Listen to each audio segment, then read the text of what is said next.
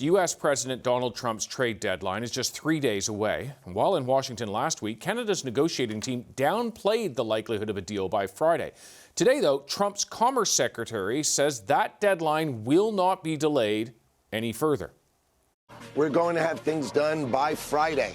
And Friday is not that far away, so you should expect, we said, August 1st is the date that we're setting all these rates, and they are off to the races after that. Trump wrote to Prime Minister Mark Carney earlier this month saying that on August 1st, the U.S. will slap a 35% tariff on goods that do not comply with the Canada-U.S.-Mexico agreement. So, where do those talks stand right now? I'm joined by Republican Senator Kevin Cramer from North Dakota now. He is the co-chair of the Canada-U.S. Interparliamentary Group. Senator, good to have you back on the program. It's great to be with you, David. Thank you. Senator, you have been very close to the president for many years. Are you on the same page as Donald Trump when it comes to tariffs against Canadian goods? Well, at this point, I like where we all are, is assuming that we can get to a long-term resolution that's similar to what we have right now. The 232 tariffs on steel and aluminum are a little bit concerning to me, to say the least. But I think with the rest of it, we can get to a place that's mutually beneficial. Yeah, I do want to talk about steel and aluminum, but before we get to that, if we just get overarching, do you have any information that suggests we actually are close to a deal, that Friday's deadline is viable?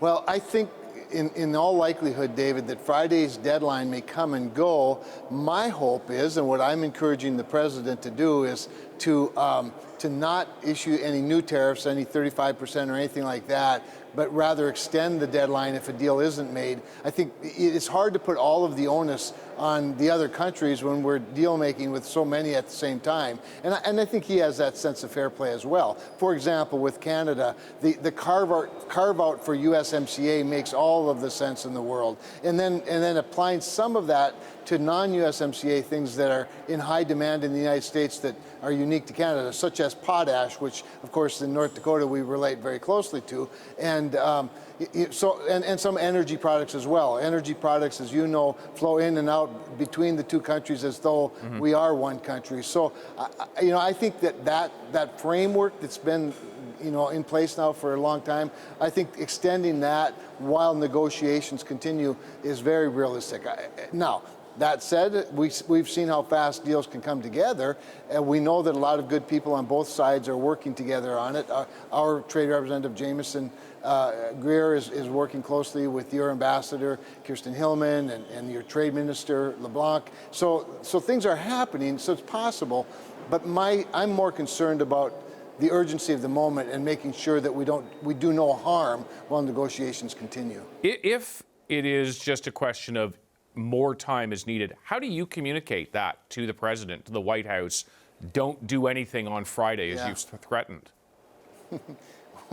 Well, I'm not going to advise him not to. I give him my position and my opinion, of course. He'll make the ultimate decision, obviously, and he's not one that gets pushed into things very easily either. So, but I think, to be honest with you, he's right now in a good place. Obviously, he's had some good victories. His recent trip, the trip he's on in the UK, is going quite well. The deal with the European Union's gone well. The deal with Japan has gone well. These are the big economies that he wants to do deals with. Of course, Secretary Bessent right now with negotiators from China, in Switzerland.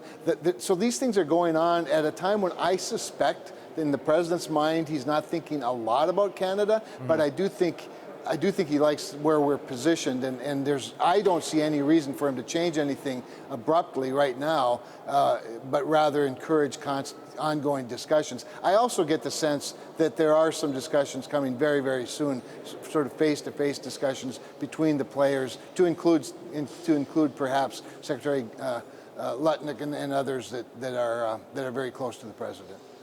You say you get that sense. I mean, do you know of something? Well, no. Listen. This is such a fluid situation that what I were to know right now may be different by tomorrow. In fact, so I don't know anything concrete.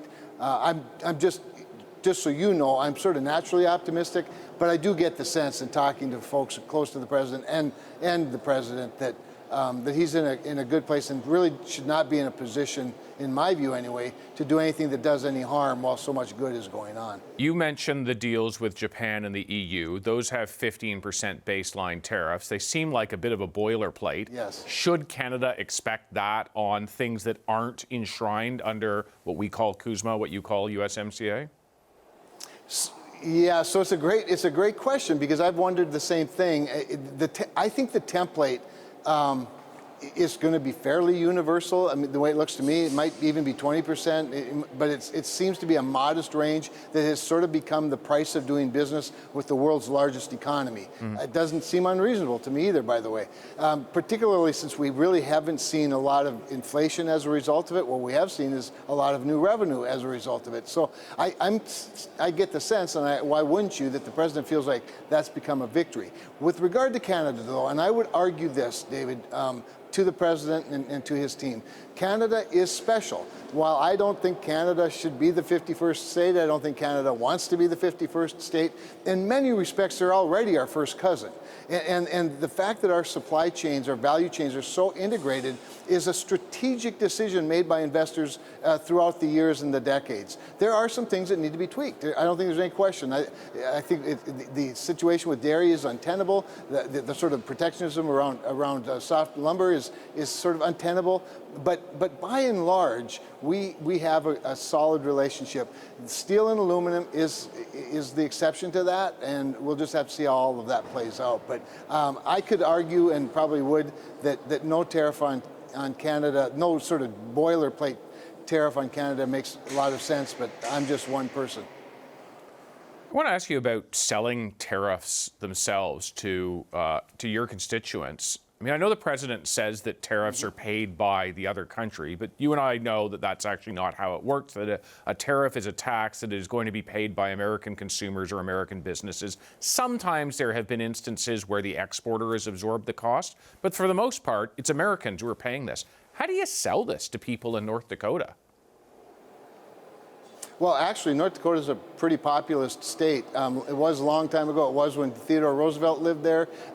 It was when we built our own state elevator and state mill, our state bank. So we tend to protect ourselves from the big guys from Minneapolis, if you will. So we already are naturally built that way. But I think at a 15% level, David, that North Dakotans, like a lot of other Americans, are starting to see that this isn't really having much of an inflationary effect. I mean, in fact, it's helping our economy. It's reducing, it's generating more revenue for the priorities of our government, which has value to the American taxpayer. I'm not so sure that most North Dakotans see the tariff as something that they're paying, until such time as, of course, it gets to be a 35 or a 50% tariff or more, at which point, obviously, an exporter or another country is not going to pay that. At the same time, we have a lot of other countries that put a lot of tariffs on our stuff, and we have never retaliated. So this is a bit of I think in the president's mind, and I agree, this is a little bit of a justice move in this case. And frankly, again, it's to this point gone quite well, where stock markets are liking it, investors are liking it, countries are moving, onshoring much more of the supply chain than they were previously, in some respects, to avoid that tariff. I don't think there's any question the president wants to bring more industry into the United States that we've acquiesced to other countries in previous years with different policies. In short, you think it works? I'm sorry. It works? I think so. Yep. All right. Senator, thank you very much for your time today. My pleasure. Thanks, David.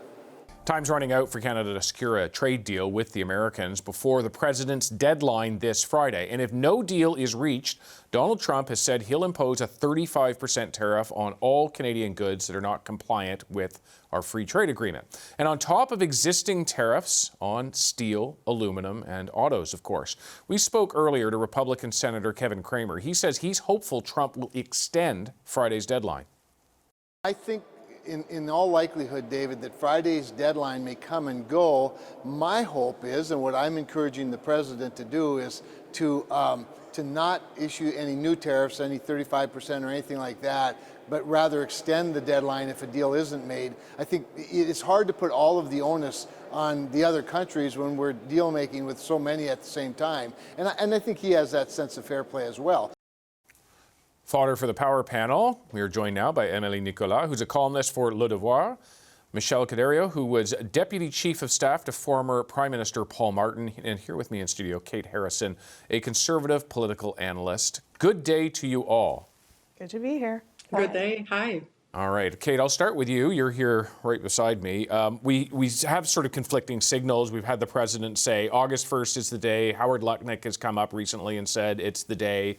You hear Kevin Cramer, the U.S. Senator, saying, well, hopefully they would push it because Canada, fair play. Yeah. Should we expect fair play given everything that's happened from the Americans? Yeah, deadlines have been evolving and moving really since, these conversations began after the election. I think at this point, 48 hours away or 72 hours away, probably unlikely to have a comprehensive trade agreement between Canada and the U.S. And that is understandable to some degree because the nature of our trade relationship is obviously much more complex than a number of the other countries that have struck agreements. But there is political risk here for the Prime Minister. He was elected to get a deal done for Canada. It was a core issue, perhaps the sole focus of his election bid. And so the more we have these deadlines that keep slipping, the more we see other countries strike agreements or agreements in principle. We had news today, obviously, that China has had a stay, at least in raising their tariffs after August 1st. So the more progress there is with other countries, David, the more risk there is, I think, to the Prime Minister in being able to authentically and credibly communicate that he's got a handle on the situation here in Canada and that he has been successful in making this a priority for the President, who has been pretty clear this week that Canada is not on the priority list. Yeah, and Michelle, let's talk about that because the Prime Minister's office and officials around him have been signaling for more than a week now that perhaps there will not be a deal done, that they're looking for the best deal possible. Does that early signaling insulate the Prime Minister politically should this deadline not be met? I don't think that Canadians are going to hold him to a deadline to make a bad deal. He campaigned during the election and talked about getting the best deal for Canadians and that he's not going to sign a bad deal. I don't know that, what the EU got from the president is less than and not as good as what we actually have today with the current levels of tariffs in place. They still have the steel tariffs. They still have the aluminum tariffs at 50%, just like we do. So, each country and party to these deals is different. I don't think we're going to know until the morning of the 1st or maybe late in the day on the 1st whether that is the deadline and Mr. Trump's going to do something else or not. And even if he says something on August 1st, there's nothing to say he's not going to say something different on August 2nd. So, I think that, and I think Canadians understand that. I really do. He is chaotic. He is completely unpredictable. And, bless that senator who was suggesting that he's going to be a person of fair play and he understands that, different countries and all that. I don't know where he's. I don't know what he's thinking. I don't know what he's seen. I don't know if he's actually witnessed the last 7 months or 6 months of Donald Trump, but that's certainly not the experience I think anyone in the world would describe to him. Yeah, and I'm not sure the degree to which the president listens to him or perhaps to anybody. Let's talk about some of the nitty-gritty here because they are in negotiations. They are in talks. We know Dominic LeBlanc is in Washington. What if the outcome of this is more chipping away at supply management? What would be the cost of that, Emily, in Quebec and beyond? Supply management would be a really hard one to swallow in terms of domestic politics. There is a list of demands that premiers have put forward and Quebec has put forward in terms of anything that has to do with language and culture as far as Quebec is concerned, as well as supply management. I think those are the three things that are supposed to be off the table. That being said, I think we do have a little bit more of a clear picture of what could be happening when you look at the deal that was struck with the EU recently, in the sense that it's not great when you look at the economics of it, but at the same time, Europe is signing this in part because they're hoping to get Donald Trump away from Vladimir Putin and secure some sort of peace in Europe, and especially with the war in Ukraine. And so what we are seeing in that example is that the way that commercial agreements are negotiated might have something to do with things that are not commercial. So even if Mark Carney gets to sign an amazing thing for the Canadian economy, the first thing I want to ask is at what cost to what other thing besides our economy? And so I think this is the world that we're living in, and we need to understand, even once again, going to the Europe example, that even if an agreement is signed, there is no way to know with a president as volatile as Donald Trump that this agreement will not be violated in the near future. And so it's some guarantee of stability, but not that much as long as President Trump is in power. If people are looking for an agreement to be struck as a way to reassure investors and calm the volatility of geopolitics, I think as long as Donald Trump is president, there will be volatility in both the economy and geopolitics. Yeah, I take, Emily, your point, and I turn to Kate here because, yes, volatility, is it as good as the paper it's written on? I mean, frankly, we don't even know if there are papers that have been written on for the European deal. It doesn't seem like anybody's seen that. It's been all word of mouth about what's been communicated. The Japanese deal is very, very thin. The details to be worked out later. What happens for Canada, given that we have to renegotiate this thing by law anyway a year from now? Yeah, well, it's clear Canada's strategy here is to try and keep their powder dry on as much as possible until that broader renegotiation, because any give now could give way to some bigger concessions as a part of the formal CUSMA renegotiation that happens in 2026. So you can understand the strategy behind wanting to concede as little as possible for the current government. But that is coming up against the political reality and the economic reality of continued tariffs, particularly for really key industrial sectors in Ontario and in Quebec, with auto and steel respectively. And again, the Prime Minister being the one to raise the stakes about the focus and the importance of achieving a new economic and security pact with the United States. This was a one-issue election for the Prime Minister. Many Canadians held their nose and voted Liberal because they thought that Mark Carney would be the guy to get a deal done. So I think there is a lot of goodwill being extended to the Prime Minister because we are dealing with, a volatile actor in the White House.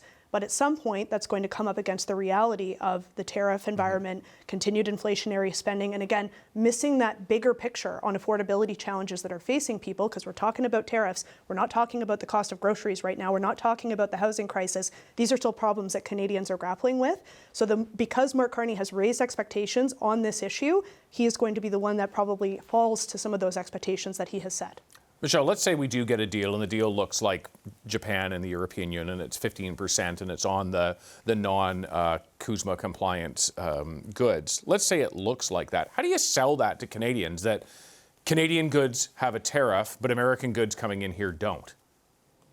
Well, it's very delicate. And the other thing I would just say to Kate is that every single one of those so-called handshake deals all contain 50% tariffs with aluminum and steel. There's no country that's gotten a break on that. So, I think that, they very much have in mind those very key industries to Canada. And the other thing I would say is that, he talked about getting a deal, but more than that, Prime Minister Carney is focused on getting the Canadian economy restructured so that we are not so freaking dependent on the United States, right? We need our economic independence, and that means that we need to have other customers. We need to be counting on ourselves, on our own industries when we're building things and when we're, doing this big defense spending, which is going to be unprecedented. There is a lot of opportunity for Canadian business, for Canadian manufacturing, and for Canadian commodities. And so now it's about structuring the economy so that they can take advantage of those. And I think that is equally as important to him as getting a deal with our biggest customer and our biggest market. So, he is very focused on the duality of that purpose. But putting all the stock into Donald Trump, who would take that bet? Like, it's just not worth it. It's way too risky. Emily, let me turn to you with the no deal scenario. Doug Ford has come out and said he wants dollar for dollar, tariff for tariff response. We've heard other premiers more recently shy away from that idea. What evidence do we have? I keep asking this. What evidence do we have that the approach we have taken with retaliatory tariffs has got the result that we have sought?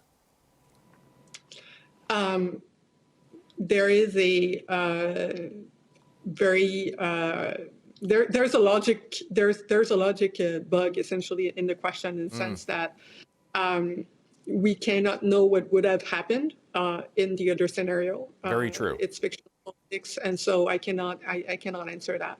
What I can say is that when it comes to going back to Kate's comment, I feel like we're going through some things that we've been through during the pandemic as well, in the sense that in the first couple of months, everybody was, it wasn't called elbows up back then, but there was still this kind of element around there as a crisis, let's all be together. And then when it comes to figuring out the details of how it's done and assuming the cost of that collective efforts, then you start to see the cracks politically. And so I think there's a likelihood that we're about to go through a similar cycle where, for example, provincial differences are going to show, and it's going to be up to Mark Carney, not only with negotiation with the United States, but really on this project of rebuilding the Canadian economy differently, to have enough to offer there to be able to calm down those division on how to deal with Donald Trump.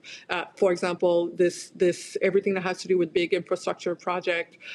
There is so many other things that the Canadian government has been launching as ideas that we haven't that hasn't actually landed yet, and so those I think are going to maybe draw the attention away from only just the negotiation with Donald Trump, although those definitely will hurt whatever happens, whether there's a deal or if there's no deal. I don't think that the deal will be as good as what we had before or just last year. And so we're about to go through hard times, and sometimes hard times makes people's temper go up. And then I think we're about to see that, a little bit of that in the Council of Federation. I think we had a really good meeting the last time around, but political experience shows that this never lasts forever, and so I'm looking forward to see what's going to be the next debate and what's going to be Mark Carney's way to respond to that.